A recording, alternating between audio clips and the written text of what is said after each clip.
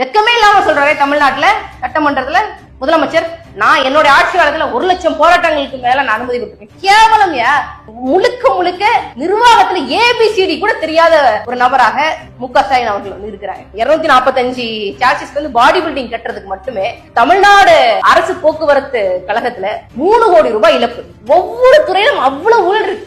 ஏன்பா இது பென்ஷனுக்குன்னு வச்சிருந்த பணம், அதுல 4500 கோடி ரூபாய் சுட்டிட்டு போயிட்டாங்க. இது பென்ஷன்ல.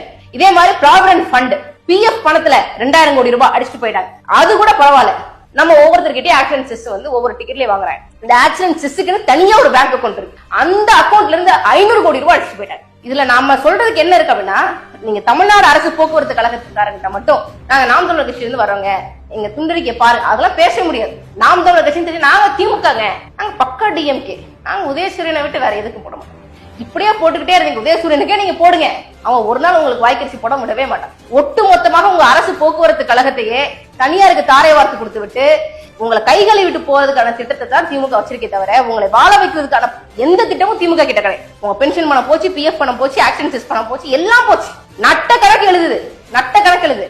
கர்நாடகா, கேரளா, ஆந்திராவில 1 ரூபா 1 கிலோமீட்டர் கிளாஸ், 1.5 ரூபா 1 கிலோமீட்டர் கிளாஸ், 1.25 ரூபா 1 கிலோமீட்டர் கிளாஸ், ஆந்திரால 8 ரூபா 1 கிலோமீட்டர் கிளாஸ், தமிழ்நாட்டுல மட்டும் 9,000 ரூபாயில இருந்து 24 ரூபா 1 கிலோமீட்டர் கிளாஸ். நட்ட கணக்கு. தங்கத்துல பேருந்து செஞ்சு ஓடுனா கூட இவ்வளவு கேவலமான நட்டம் வரவே வராது.